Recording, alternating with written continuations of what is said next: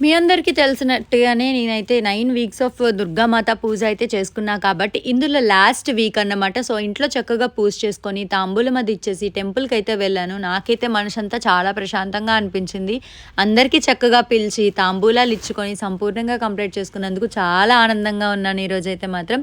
So, గుడికి వెళ్ళిన తర్వాత అది కూడా టైం వచ్చేసి 12:30. ఈ టైంకి గుడికి ఎందుకు వెళ్ళాను అంటే ఎందుకో సడన్‌గా వెళ్ళాలనిపించింది దుర్గాదేవి టెంపుల్‌కి. సో, వెళ్ళానన్నమాట. వెళ్ళిన తర్వాత అక్కడైతే స్వామివారు అక్కడ కూర్చుంటే పంతులు గారు పిలిచి లోపలికి వెళ్ళమ్మా అని అన్నారు. సో, నేనైతే ఒక్కసారి షాక్ అయిపోయాను. నన్ను పిలిచి లోపలికి వెళ్ళమన్నారు ఏంటి అని చెప్పి. ఇంకా చెప్పారు కాబట్టి లోపలికి వెళ్తే నిమ్మ డొప్పల మీద ఒత్తులు వెలిగించమన్నారు. అలానే అక్కడైతే మంగళహారతి ఇస్తూ అమ్మవారికి పసుపు కుంకుమతో అర్చన చేయమన్నారు. ఎంత బ్లెస్డ్‌గా ఫీల్ అయ్యానంటే ఏదో నిజంగానే అమ్మవారు పిలిపించినట్టుగా అనిపించి నేనెందుకు ఈ టైంకి వెళ్ళానో నాకు ఇప్పుడైతే అర్థమైంది.